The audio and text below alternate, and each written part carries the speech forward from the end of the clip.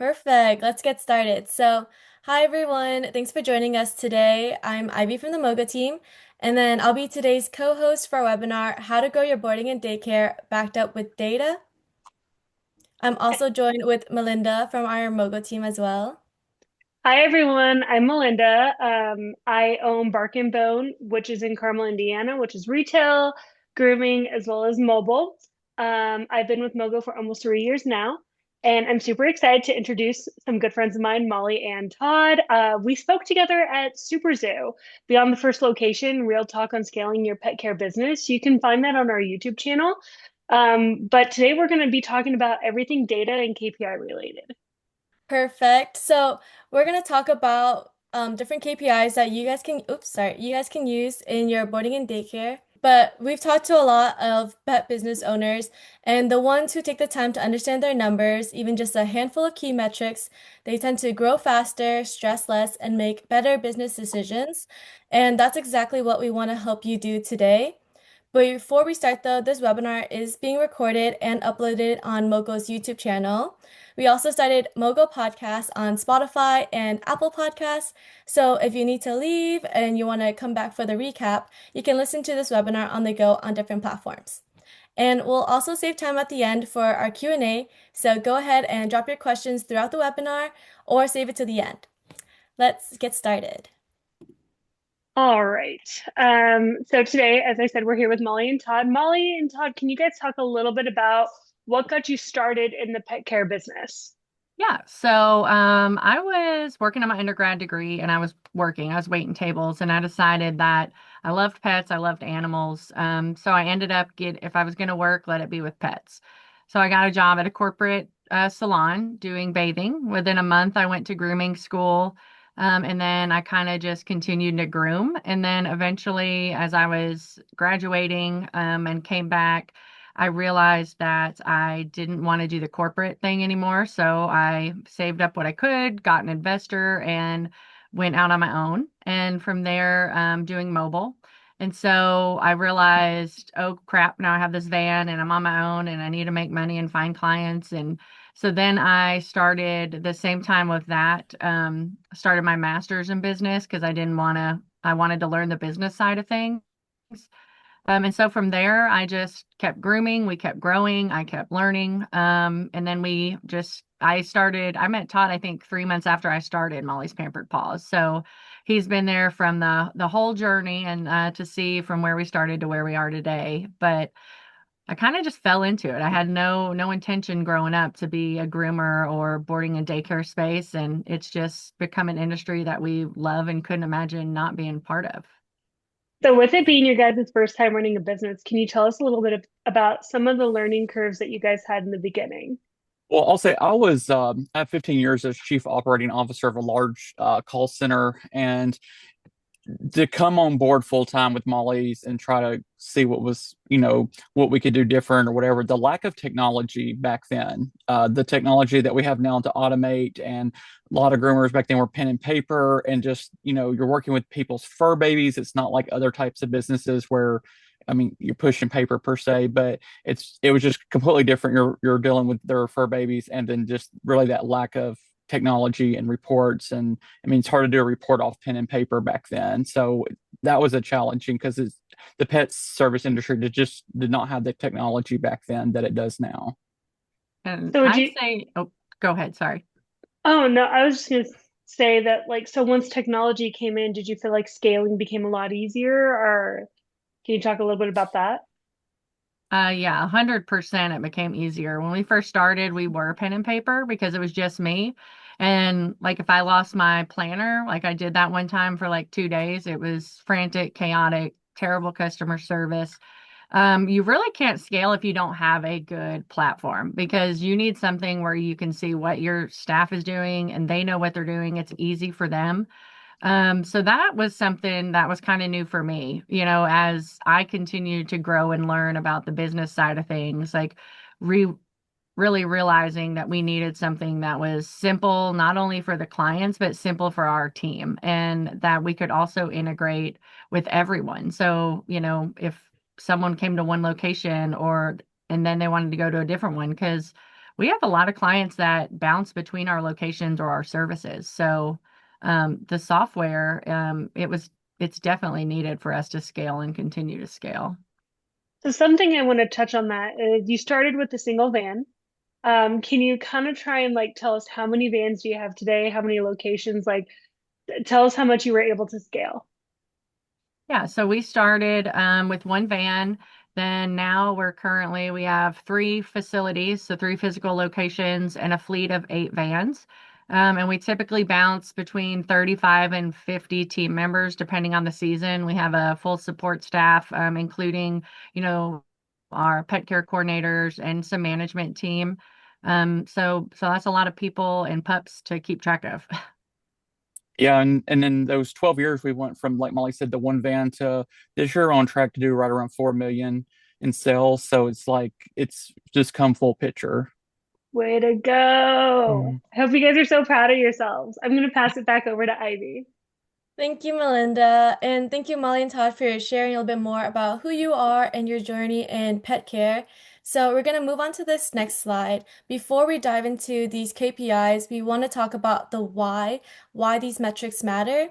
Because there comes a point where things are going to get busy and you're not sure if you're profitable, or for the boarding and daycare facilities out there who want to expand and scale like Molly and Todd, maybe you don't know when the timing is right. So that's where data comes in, and metrics give you a clear picture of the business health. They'll tell you what's working, what isn't, and what's your biggest opportunities. So I'm going to give this question over to Molly.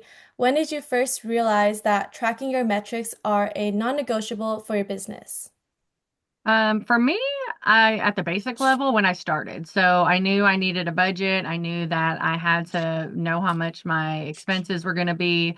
I did have half of my startup was an investor, so I had a repayment schedule that I had to save for. Also starting a business, and this is I think where a lot of business owners kind of go off track is they don't think about the taxes. So like I knew I had to set aside a certain percentage for those. I didn't really I understood some of the financial metrics, but I wasn't really paying attention to the operational metrics and the rebooks and what clients and that came a little later on when you kind of start to see why am I not seeing these customers again? Where are they? Where are these dogs? Why am I slow right now when I was busy last year? And so when you don't know the answer to those questions, like there was data that I could use to find the answers. You have to take the time to look at it. So, from early on, an easy answer from day one for some metrics. But as we grow and expand, we learn all the time there's different metric for a different thing. And so some are more important than other. You have your key ones, your key performance indicators, and then you have other performance indicators that are just as important because they're the little pieces that make up that whole part. So we've just kind of learned along the way, and as we've added different services, there's different metrics for that. So we just keep growing those too. Of course. Thank you, Molly. I can't wait for us to expand a little bit more on those key metrics that you kind of hinted at. And for Todd, let's talk about what can go wrong for business owners if they aren't tracking their numbers. What are some of the risks that they might experience? Well, one of the things that we've done this year is like we budget, and forecast for every month of the year. And we, at one location, we had forecasted growth at 5% because based on some previous year's numbers, based on some things that are going on in the world and things like that. But if we weren't tracking our numbers, we would be severely understaffed. That location is seeing a 30% growth trajectory right now for the summer months for boarding over last year. So by tracking our numbers, we're able to get the staffing to where it needs to be. But if we were not tracking that and just listening to things in the Facebook groups and what's on the news, we would be scared to spend that money and invest in that staff. But our data is proven that we do have the bookings, things like that. So if you're not tracking that, you can derail yourself and miss out on some great clientele because you didn't staff right and you had to turn customers away. And it can also, the opposite effect of that is, if you're not paying attention and not seeing that your numbers are actually declining, you may not spend the advertising as quickly as you need to spend to get the clients in the door. Or you may overstaff and then, you're really gonna get into your profit margin. Of course. problems with staffing, figuring out marketing budgets. These are all challenges that every business owner faces, and they're also like not unique to pet care. So most people who get into this industry, they love animals, but maybe they don't love the spreadsheets. So that's okay because what you do need is a small set of key metrics that we're going to talk about in this next section that tells you whether your business is in track or is on track. So let's dive into that. Now we're going to move on to metrics that drive success. Melinda, if you would like to start off with the financial ones. I'm sorry, guys. I did not realize I was muted. Sorry, unmuted. All right, so this is the heart of the webinar. This is what we really want to dig into, and this is what we hope everyone can understand. So, Molly and Todd, what's the first financial metric you tell a business owner to look at and why? And I believe it's on this slide, so we can talk about it. Yeah, so one of the biggest things that you need to not just look at, but actually understand and understand how to use is your projected sales versus your net sales. So projected sales is what you have on the books. That's what is projected to come into your facility. And then net sales is going to be what you actually collected and what you did for that time period. So that's one of the most important things that you can do because it gives you the chance to compare, like how close were we to what we were projected to do? Were we over and what did we do well? Like what contributed to that? Were we under and why was that? Knowing that key thing and comparing that, like one of our peak weeks last year, we were projected to do a certain amount and we actually came in under that. We couldn't figure out, we had to look at why. And it turned out it was some last minute cancellations. And at the time we weren't taking boarding deposits. So for us, and we had a wait list, 100 dogs long. And yet, by the time we realized we had cancellations, they had already found somewhere else. So the last minute cancellations, we did a deposit now and we don't, people don't cancel as much. And if they do, we still have their deposit. So that was a big thing for us. And it really helped improve our overall net sales just from being able to compare it to those projections. And there's all kind of examples we could get into on that. And MoeGo makes it super easy. You can just go to the dashboard. You can look at your business as a whole. You can break it down by van. You can break it down by location. You can look at last week, next week. It's so customizable. We book out for the year, so it's really helpful for us that we can look at our whole year and be like, okay, is everyone booked that should be booked? How many gaps do we have? And we look at like our groomers capacity. So super easy to look at. It's just in the dashboard on MoeGo. So I love it. Todd, do you have anything to say about total projected versus net sales? It's just important. We track it all the time. Like you said, MoGo makes it super easy. We've met people that own facilities and they talk about, they spend 4 to 5 hours a week, looking at their numbers. And I'm like, hey, look at some other software options because this is click of a button. We're not using Excel sheets and spending hours of time putting information into data. This is all automated for us. Well, and what I like too is the comparison feature. So, like, if you are not comparing your sales this year to last year, you have no idea where you stand. So, and sales, and also like, do I need to raise my prices? How am I doing this year with that price increase? When am I busy? If you don't know how to look at your sales and compare those to last year, you really have no standard of am I improving or not. So, it's a great tool to use. In a bunch of different ways. It lets you know about staffing. It lets you know, are you hitting your goals?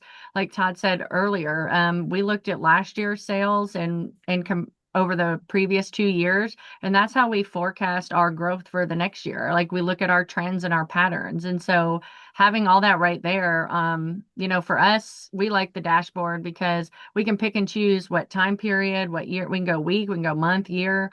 We can break it down by service. I mean, there's all kind of things that we look at. We're probably over metriced out. We look at numbers and the numbers behind the numbers, but it's very easy and like when you just have to figure out how to use that. But I think it's important too. yeah, We look at it at the picture of like are the number of dogs per night down, but our revenue is still up due to price increases. Or, we've had groomers before say we feel like we're slow, but you can actually pull the report where you're actually making more money than you were at this time last year without, doing less dogs. It's just to have that data that's a click of a button away really helps explain things too. Can we go to the next slide? Ivy, I don't have control, but I want because we're leading into this is why I wanted to go to the next slide, because we're talking so much about analyzing our revenue. So we have this dashboard, we have gross, we have net, we have service, we have breed. So something that Todd just mentioned is sometimes, like, for me, my revenue was up, but our capacity was not where it was before. And that was where I realized, like, okay, we are working more efficiently and we raised prices. So then I was able to say, like, okay, let's put in some ads for marketing. So how does analyzing your revenue, like what you mentioned, your staffing, can you give us some other examples of some changes you had to make in your operations based on what your data was telling you? Yes. So Molly, you want to take that? Oh, yeah. So for us, marketing was a big one. The boarding and daycare side of things, there was a learning curve for us getting into that market as opposed to grooming. It is different. So there's a lot of boarding and daycare facilities out there, and we hear this time and time again that grooming is not a good income generator or a revenue generator. It costs them money, or it's just a convenient service they add on to appease their clients. And us being, from the groomer background of things, we knew that that should not be the case. And we had to figure out how to integrate the grooming, but looking at the grooming numbers that were there and looking at the percentage of dogs that were getting grooms, that was an area that we knew we had to push grooming, and we had to push why it was important. And we had to kind of teach our clients that why that was important, and like why their dog needed that, and why we dried them. And same with enrichment. That's another big thing. That's an easy add-on. So like we have an add-on sales goal every month. So if we don't hit that, we look at what add-ons aren't working, which enrichment does the best, and where can we tweak that. It also, with the staffing, it helps us see what dogs we can accommodate. We can't, we are limited by our staff. So if, we have people quit or people out on leave, we can only take a certain amount of dogs because we have to make sure we have the staff that can properly care for them. So, we've learned we have to actually cut off certain services. So we may cut off one-on-ones, or we may cut off a certain type of play group or things like that. Maybe we don't have any more walks available. And so it's not just finding the staff, but it's finding what services are performing the best. And maybe we need to push those more, or take them out and replace them with something, or which services we need to go ahead and block off for a certain time because we don't have the staff. So it kind of works both ways, but they're all important because they can all upset the flow of your operations. We do have a question in, Todd. I think that this one might be down your alley, but Susan asked, how do you do your projections? It's kind of like Molly said it before. We usually go back to the last 2 or 3 years and see, constantly analyzing not just what we grew by the year, but what we did by the month, and even down to the week, when we're looking at that to project. We also, we'll take the average of the growth and make sure we're staying on track. We do look at things like the economy and things like that. But we also look at, in boarding and daycare, you need to be paying attention to school calendars. Like this year at one of our locations, we've always on a wait list for spring break. It services two different counties because it's where it's located. Both of those counties had been on spring break at the same time. So we were turning a lot of customers away. Well, we caught that, a year before it happened, that they were on two different breaks. So like, all those people we had been pushing away, like we keep a list of those. We reached out to them, told them we would have availability because they were on separate weeks. So like being able to forecast we were going to have two spring break weeks for the month of March this year really made us go ahead and do some additional staffing. It made us, order more inventory because we would run out, because we've been turning these people away and now we have a space for them. And so just that's, we do a lot of things to do our forecasting. Also if we're planning on growth, are we planning on adding services, and what kind of that, if we're adding training, or if we're adding some more enrichment style things like we mentioned the safari day, just some things like that also help us. And we have a record of when we do roll out something, what percentage of people do that. And just even like our holiday meals for boarding, like we do with Thanksgiving, Christmas, where they get a toy, Santa reads to them. Those are all upcharges, and we know down to the dollar. Anything $10 and less, our clients will sign up for. Anything in that $15 to $20 range, you only have a certain percentage that do that. So when we're forecasting and we're budgeting for these add-ons to increase our revenue year over year, we have to look at all of that to make those decisions.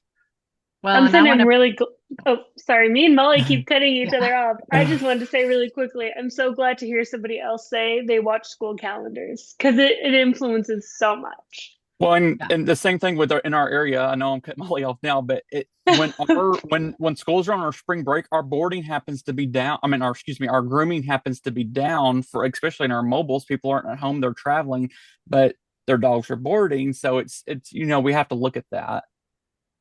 Yeah. So salon grooming is up, but mobile grooming is down. So we can pull groomers from one location. But what I was going to talk about when we were talking about forecasting and projecting, like that's how we knew we were on track to order these new kennels. Like we're adding, I think, a total of 15 rooms hopefully before Memorial Day, but if not, pretty soon after.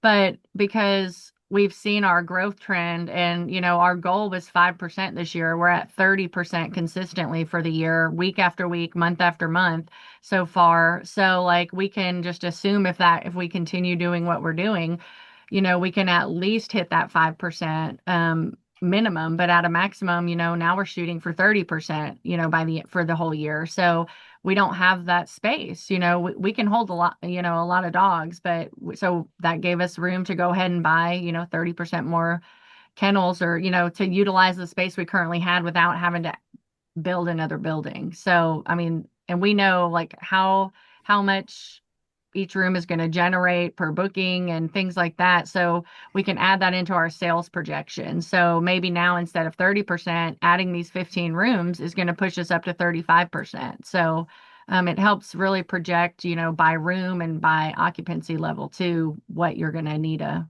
set those at.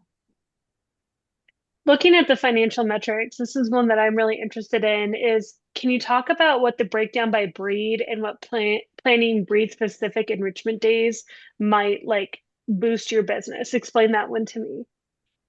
Yes. So, like for us, we do a calendar every month and it's different Monday through Friday. There's something. So, like, we will look and see kind of who we have the most breeds or the most breeds that come in like the most often. And then we will plan a day around that. So, like, we have Weimaraner Wednesdays. We only have probably 7 to 10 Weimaraners that are regular clients, but they all come on that Weimaraner day because they want their dogs. We have an oodle day. Everybody has a doodle. We have a lot of poodles too in our area. So it's just a way, especially like kind of in your slower seasons, that you can promote sales and growth. Like these dogs come in for daycare, and then we'll kind of try to push an add-on service like a nail trim or maybe a licky mat or a Kong, maybe a walk during lunch. So we've not only captured them for the daycare day, but we've also got this add-on service. And then with the parties too, we can tailor it that way. So like we can have a small dog event, a large dog event. But a lot of times we'll just do a breed specific day or a breed specific party. And the clients really get into that. So they'll start saying, oh, well, will you do one for Frenchies or will you do one for labs? And, because we post that on our social media. So then we start planning all these days to get dogs, of the same breed together. And that instantly boosts the sales for that day. Typically anywhere from, 10 to 25% even. And I'll add to that with the useful features that MoeGo does have is like we have the dogs tagged as if they're social or not social. So if we're doing one of these daycare days and the let's just say the bookings aren't looking like it's what we had planned for, we can immediately send out a mass text to people who have doodles, but we can also eliminate people who are one-on-one dogs because we're not inviting the one-on-one dogs to this daycare party because they won't play. So there's no need to send that to them. So it helps us not market that day to people who are not welcome or not welcome, but not part of the day. Yeah, that group. And that's kind of, we do the same thing. We started Puppy Play Mondays because socialization is a big thing for dogs right now. And so we have a lot of people working from home, a lot of kids even, going to school from home. And so their dogs don't typically get that interaction. And so for us, we try to teach clients that the sooner they do it, the better. You want to start them as a puppy so they don't develop these aggressive or these bad or scared habits. So we always do puppy play now, and it's discounted for dogs under a year. So, but the same dogs are coming in week after week after week, and then they're so used to being there, they do so well that they bring them other days of the week where it's normal price. They buy these, our packages and our memberships, and even once they get out of that discounted rate, they're still coming because they've seen the benefit of it. And I want to point out that again, seeing all this in MoeGo is super easy. It's in the dashboard. You just click client and pets, and you get a breakdown of breeds, you get a breakdown of services, you get a breakdown of so much returning clients, new clients. One of my favorites is you can actually see the percentage of clients that booked online versus in person. That for me is really helpful because if I see that my online bookings are decreasing, it either tells me that there's something on my intake that's like blocking the customer from finishing the booking, or I need to invest in some more marketing dollars. So I think MoeGo makes it super easy for all of us. I think we can all vouch for that one. We do have another question. This goes back to projections. So, what about payroll costs? Can you tell how each service is doing compared to the payroll expense for that service? From MoeGo, question mark. That's me reading. Todd, you want to talk about this one?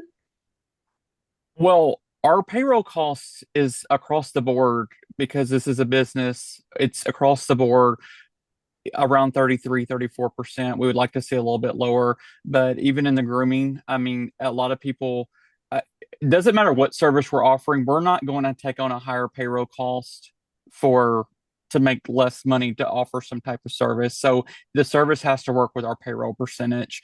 And a lot of people want to say it can't be done, but like I said, we're 3 locations, 8 vans, going to hit $4 million this year, and we're able to do that. Is it easy? No, it's not. It's not at all. It's a challenge every single day, and but it's doable. So, are Yeah. you able to tell like which services have a higher profit margin? Am I making any sense here? So Yeah, you have mobile, you have salon, and you also have daycare and boarding. Are you able to see what the payroll cost on like your mobile vans are doing versus your salon? Are you able to see that sort of breakdown, and how does that work into your business? yes. Yeah. Uh, yeah, we can see that because, it is, even though MoeGo is integrated, it's still separate. So, like, we have a separate tab, and in all the reporting, you can look at everything as an entire organization, or we can break it down by location. And even from there, it will break it down by service. So, I can pull a report that's going to generate, okay, 20% of sales came from boarding and daycare. So, when I'm looking at that, I'm going to want the payroll on that to be proportional to my overall payroll compared to if grooming is 80%, obviously I want more of my payroll there. But we also have support staff. So we have, salaried managers, we have hourly managers, we have hourly leads and things like that. You also, for us, we offer a lot of benefits that a lot of places don't. So even besides our MoeGo numbers, we also, to get total cost of payroll, we have to look at all of the benefits and stuff we offer as well. But just, using the data from the sales, like we want to know how many techs it takes, to operate at certain numbers, certain occupancy. We know we need so many openers and closers, and that's forecasting. I pull up the home screen, has a report that easily tells me how many dogs are coming in and out of the facility, what service. That allows me to look at our schedule and know, do I need to call people in that are on call? Do I need to call people off? Do we need to adjust hours and have them come in later or leave early? Because we kind of know what ratio to keep that even. But it should be proportional to the amount of sales. But it also depends what you're paying your groomers and what you're paying your techs. Like we actually have an advancement level, like Kennel Tech level 1 through 3. So obviously our level threes are going to make more than our level ones. And it's And just knowing how many of each you need for the amount of dogs in your facility and the amount of services you have booked. And you have to, and we can pull all that information up by MoeGo. So there's not one little simple formula I can throw out because it is specific to everyone, but it's looking at that data from our dashboard that we're able to make sure that our ratios are adding up correctly. and if we're seeing that we're not trending in the right direction in a week, that is one of those things that we'll throw out the mass text to all the dogs that are in house for boarding. Would you like to add on a pup cup today, or an ice cream, or not ice cream? Sorry, pupsicle. Things that cost us pennies, but we're able to, they have a really high profit margin, and selling 20 or 30 of those on one day and then doing it the next day with a different group of dogs. I mean, it can really change the numbers because the cost of goods is so low. So we do keep track of that very closely. Our, management team is on board of that too. They're incentivized to keep the hours down. They have access to the reports that they need to be able to see to make those decisions. Awesome. Thanks for answering that. Next up, we're going to talk about something that is a topic everyone loves, pricing. So, something with daycare and boarding, can you guys kind of talk really, really briefly the importance of dynamic pricing? Yes. Yeah. So dynamic pricing is amazing, especially if you have different people that do your bookings or if you have multiple locations. So that's what's going to allow you to set a higher price or do certain incentives during a certain time. Maybe like for us, we do a 5% surcharge on any boarding or daycare service during our peak weeks. I identify those prior to the start of the year. I put the pricing adjustment in and the dates for each location, and like Todd talked about earlier, like we service different counties, different cities. We have different time periods that are peak for us. So being able for me to put those all in for the whole year at every location and set those rules. Same with like a double dog discount. We only do that at one of our facilities. So I can go ahead and put that in. And so it's automatic because most of our scheduling happens at our one central hub, and they're booking for 3 locations and all these different services and add-ons, and they don't have time to be looking at calendars and printouts and all that of what's the price and when is it peak, when is it not. And so being able to set all that up at one time and it automatically applies has been a lifesaver as far as making sure that we're charging appropriately, but also like so that relates to like our customer service too, because we're not booking the wrong things under the wrong clients. And no matter who answers the phone can accurately quote somebody, no matter what location they're going to. And I don't know if y'all have ever called a company that has multiple locations and I don't work at that location. I'm not sure. Like that is not acceptable with us. And this MoeGo has made the system so easy that anybody answering the phone at any location, whether they're at the central hub or not, can make sure that they're answering the questions appropriately. So this must have been something you two sat down, couple day forecasting your entire year, and then putting all the rules into MoeGo and then automating the entire system. Sounds like Yes. what you guys did.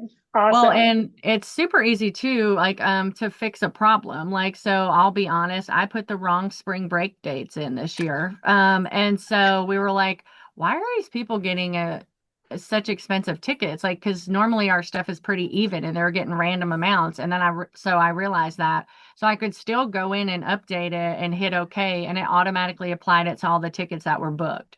So we didn't have to go in ticket by ticket and add this 5%. It was already added on there. So when they went to pay their deposit or confirm their appointment, they already saw that updated amount. So it's easy to kind of fix a mistake if it happens too, because it will apply it to everything that's booked already. And something I personally really like about MoeGo is that if you're doing discount codes or anything like that, running any sort of marketing initiatives with the discount code, you can get all the data to see how effective it's actually being, like how many times that code's being used, in what service areas. I personally love that. So I just wanted to say I love my discount codes.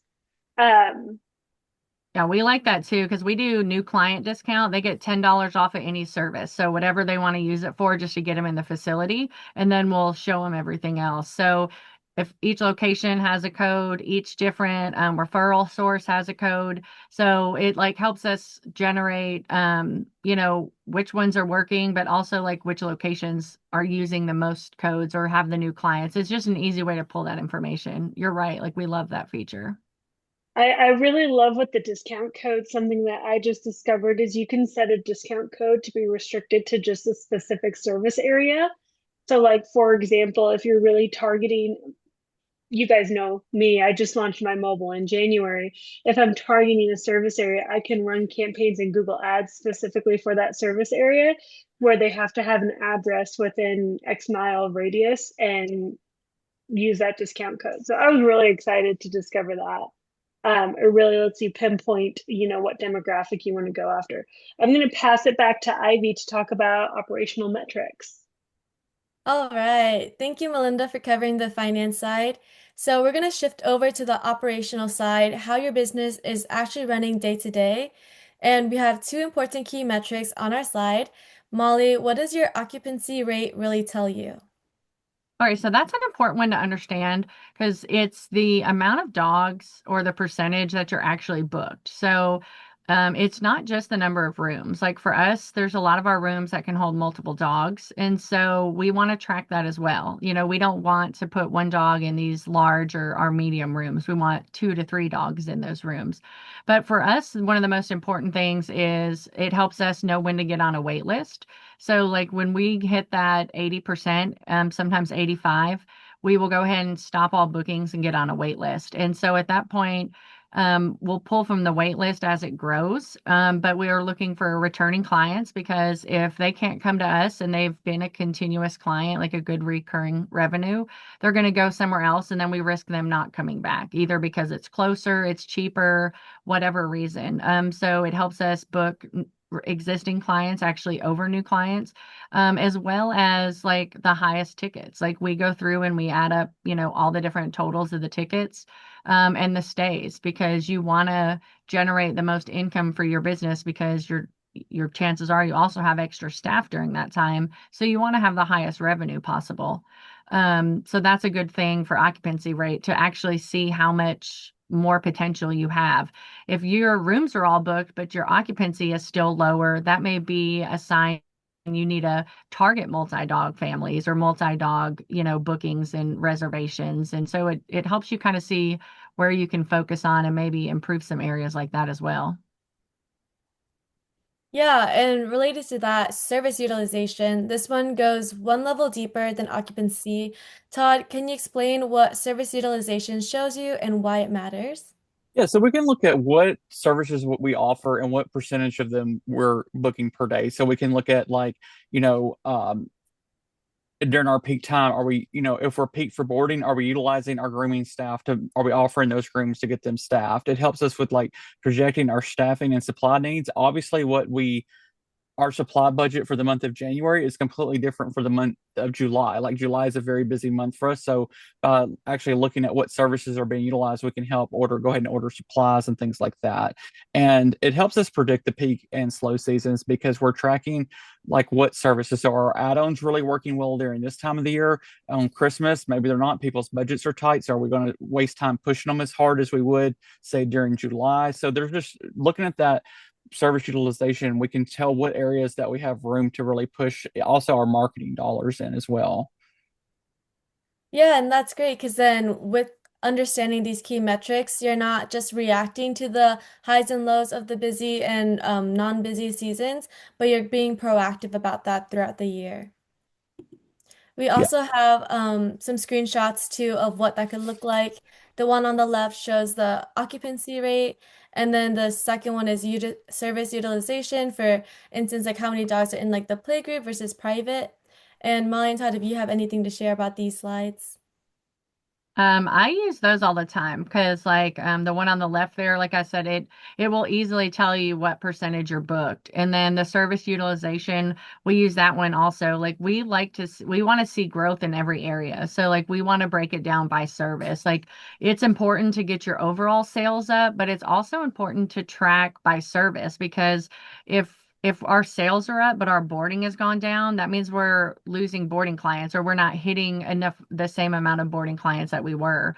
Or if our overall sales have gone up, but our daycare sales have gone down, why are we losing daycare clients? Are we not competitive? Is it, something with our taxi? Is it, our hours? That was a metric we actually tracked, and we realized it was because of our operating hours. So we actually have early and extended hours just for our daycare dogs. So there's a lot of things that you can do with that, that can really help you improve your overall sales by just knowing how to look at those two numbers. Absolutely. Definitely remember these two key metrics for everyone who's attending. We're going to talk about clients and pet metrics next. So, this is going to be all about understanding your customers. So, attracting new clients is great, but then there's also importance in keeping the ones you already have too. So, Todd, how do you think about retention and what metrics tell you whether you're doing it well? Our rebooking rate, our client rebooking percentage is huge for us. That's something that we're always looking at. Anytime a new customer comes in, we have an automated message going out that comes from our client experience manager following up, and then we're tracking, did they go ahead and rebook their next appointment? Or, are they going ahead? When people check out for Memorial Day for boarding, we're asking them at the front desk would they like to go ahead and make their 4th of July reservations, or if it's during spring break, our schools around here also have a fall break. We're asking them, do they want to go ahead and book? So like we're constantly tracking that to make sure that we're retaining those clients and that they're not going somewhere else. And then we also look at the capture rate as far as new clients. Like when they call in, how many clients are we actually capturing?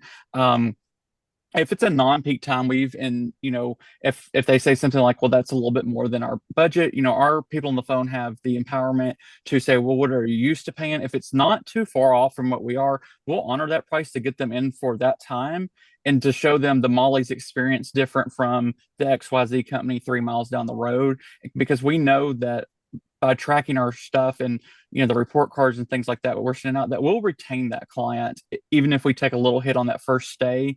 No, we don't do that during peak times, but the non-peak times. But those people, we track the metrics and we're able to retain those clients. It also helps us look at like where we need to spend the advertising dollars at, and lead time from the time that they call to the time they actually book.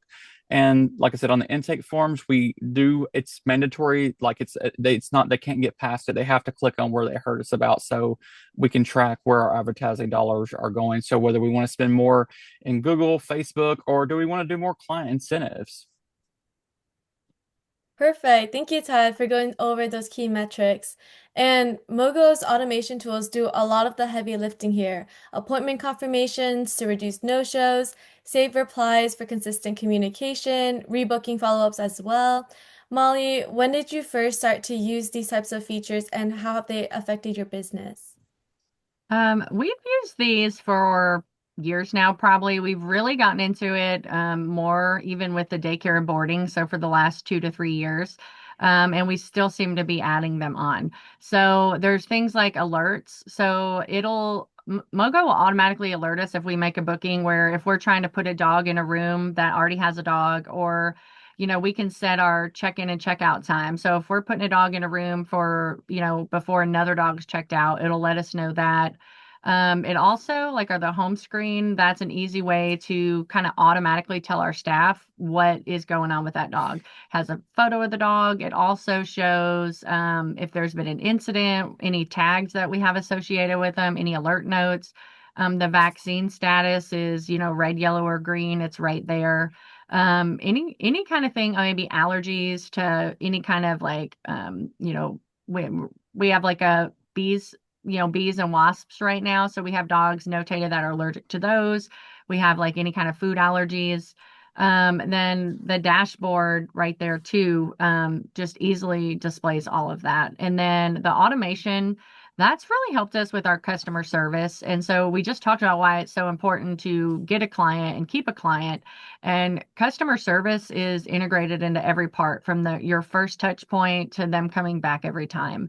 So like automatic confirmations is great. It not only reminds the client and gives them an easy way to confirm, but it also helps us kind of stay on track for what we actually need and what's available. We do a thing. You guys have a saved reply feature, and so that's like a text message option basically, and we can put in all of our essential things.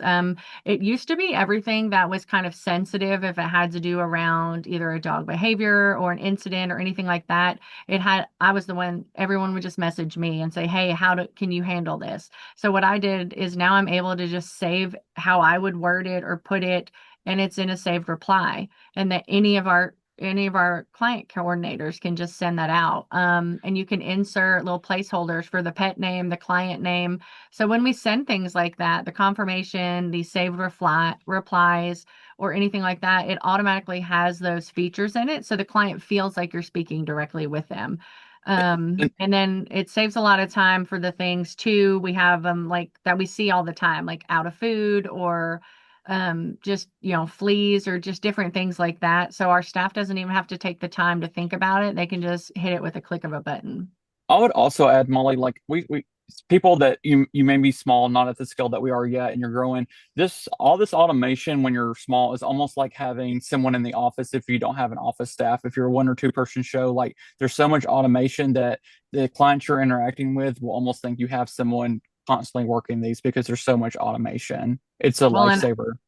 And I'd say as important as it is for us, like it's just as important, if not even more important for those small scales. Like before we grew to the point where, I wasn't grooming every day, you don't have the time to answer the messages and the phone calls. And every phone call or text message that you let go by is a lost opportunity. It's a lost revenue source because if they don't get in touch with you, they're going to call the next place and the next place. So like having these systems in place, like it's really helpful. Like Todd said, it more than makes up for itself. The saved replies are really nice because then you're able to protect your brand image and you don't have to worry about your staff wording it differently. Like your customer is going to have that good experience and that good communication no matter what. It just helps create that standard, which is really nice. Yes, it's helped our team a lot. Even if it's something simple as out of off, your out of office hours, and they link to your website for your about you information. Like there's just so many things you can do to automate the customer I, service portion of it. I think one of ours is like, how do I give somebody they're going to be late warning? Like rather than everyone typing it out, it's a safe reply. Yeah. How do I tell somebody that their dog has fleas? It's a saved reply. So Yeah. it just leads to that level of consistency. Ivy, did we have a question you wanted to ask for Oh, us? yes. I noticed that there's a question that came into our Q&A. So from Tiffany, she asked, how did you get your name and logo on your text, especially with MoGo Pay? There's a setting in a you go in the background of the settings, you can kind of tailor that how you want it. And we have our logo is digitized, so we just added that file in there. I'm sure that we could find it, but there's if you go to the MoGo wiki and put in like logo on receipts or logo on invoices, it should pull up a how-to on that. Awesome. Thank you, Molly. I'll give it back to you, Melinda, for our next section. All right, everyone, we've covered a lot of ground today. We want to make sure that people leave with a clear sense on what to do next, how to communicate and educate your team on these metrics and what to look out for. So, Molly, Todd, do one of you guys want to kind of lead over a three-step action plan? Yes. So, it's important to know your occupancy and what services you have available. Next, you really need to work on automation. So you need to get more automated. That reduces your error. It can generate sales. And with that too, those saved messages can go out after appointments as well. They don't have to just go out before appointments. So like a rebook reminder, you can link things to your reviews pages and prompt that way. Online booking, you can set that up. So all of these things, those are all part of automation.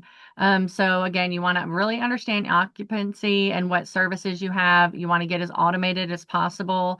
And then you really want to understand your projected sales versus net sales and how to manipulate that data to get and understand your actual numbers so you know how to grow and you can actually see a full health picture of how your business is doing. So with this, I'm now going to just challenge you. You guys have been using MoeGo for a couple years now. Over the past 18 months, you've done a lot of automation, but what did you automize that had the largest impact most recently? Molly Um, probably has an opinion, and I probably have an opinion. I want to hear both opinions. I want to hear My both of you guys. my opinion on that is we have seen for me seeing the most interaction back was the automated message after they've checked out from new clients from the our client experience manager with the little, it's got the name of the pup, the parent's name, all that, and it really looks like a personalized message asking them, we hope we met their expectations. If we didn't, please reach out and we'll set up a time to talk to you. And people have just responded so much. We love the service. We'll book the next appointment, things like that. Like we've got a lot of feedback. And we do that for every new client, whether they're boarding, mobile, client, grooming salon, daycare. And it's really went a long way. And if we're like a daycare, we're trying to grow that, we'll add a message in there or thing in there, like a coupon code for one of our packages for them to buy. I love that. and And for me, I'm going to say online booking because we had Oh, yeah. used it, but the last 18 months, we've really pushed it. More for some services or locations than others, but we're seeing about 20% of bookings coming in through online booking. So it's 20% less text messages, phone calls, staffing, that they can put those efforts on something else. So we're working on integrating that into all of our locations and all of our services. And I like too that we can tailor it for new clients or existing clients only. And you can make it very specific, which is I was always She against was against online it. booking. Todd had to show me how customizable we could make it because I just hear all these horror stories.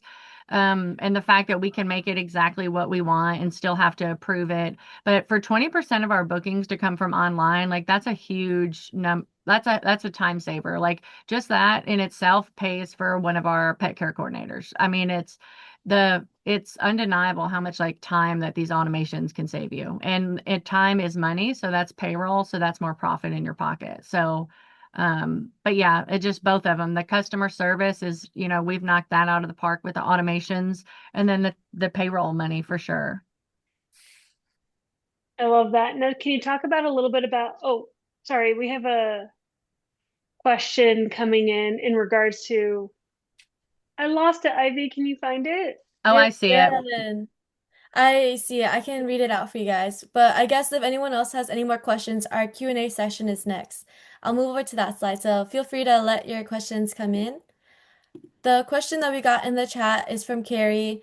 They said, with the 80% of your bookings, 20% online, are you using smart scheduling or manual selecting those? We do smart scheduling, so we set parameters up because you can set up at, all kind of different statistics of when you want it, what percentage you want it be available to show.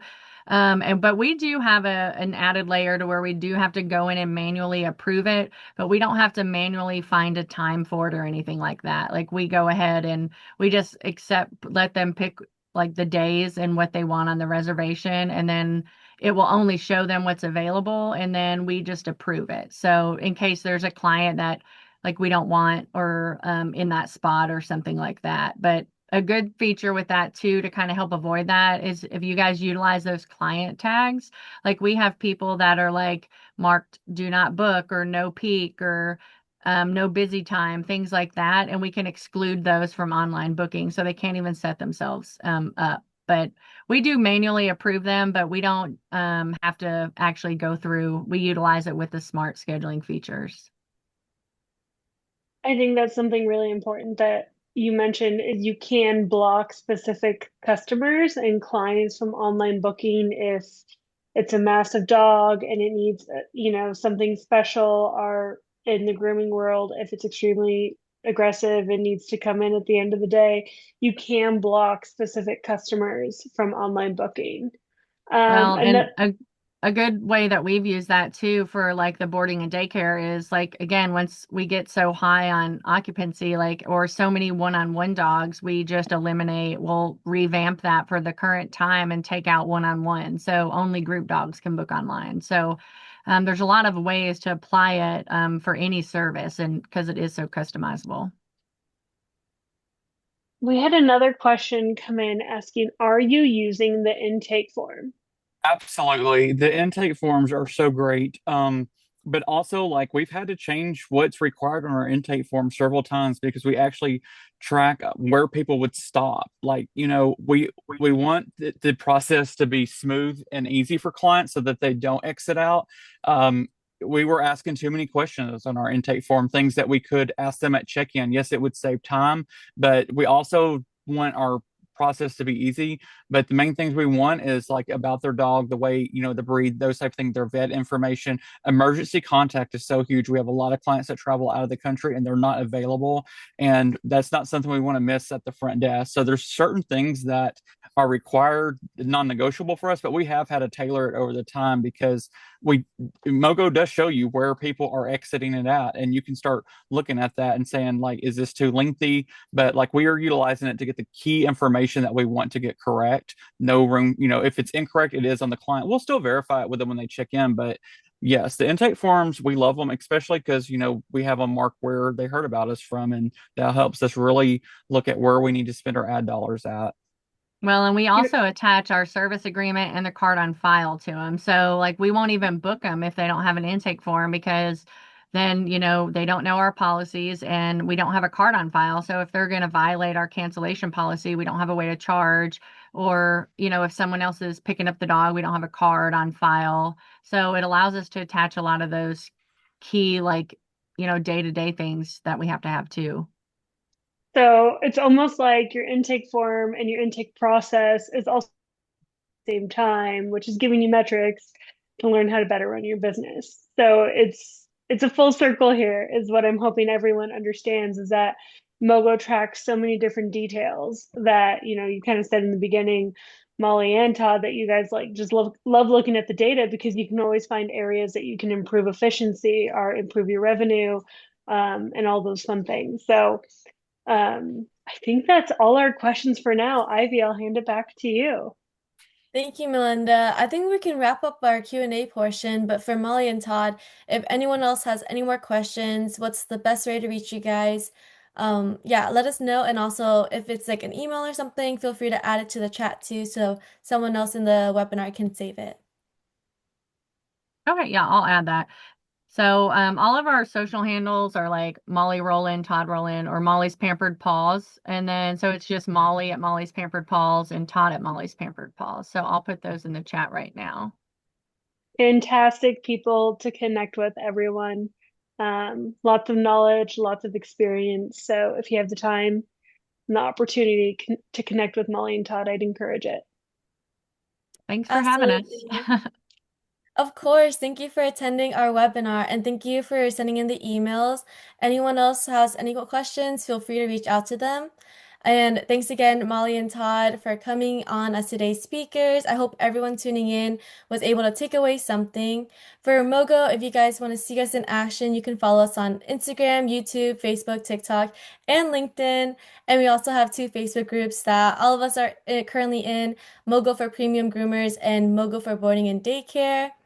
And then one thing to keep on everyone's radar before we all leave is that MoeGo is releasing the membership feature. So it's going to be available for all MoeGo users in June. So for businesses looking to build a more predictable revenue, increase customer lifetime value, and scale more efficiently, memberships can be a powerful tool for you. Our beta test members who have tested this feature drove 3 times the higher lifetime value from non-members, and it's designed to help protect revenue, support scalable growth, especially for multi-location and franchise businesses. So that's it for our end, and keep an eye out for our future webinars. We host them around 1 to 2 times a month. Thank you again, Molly and Todd, and thank you, Melinda, for co-hosting with me. Thank Good you. night, Thanks. everyone. MoeGo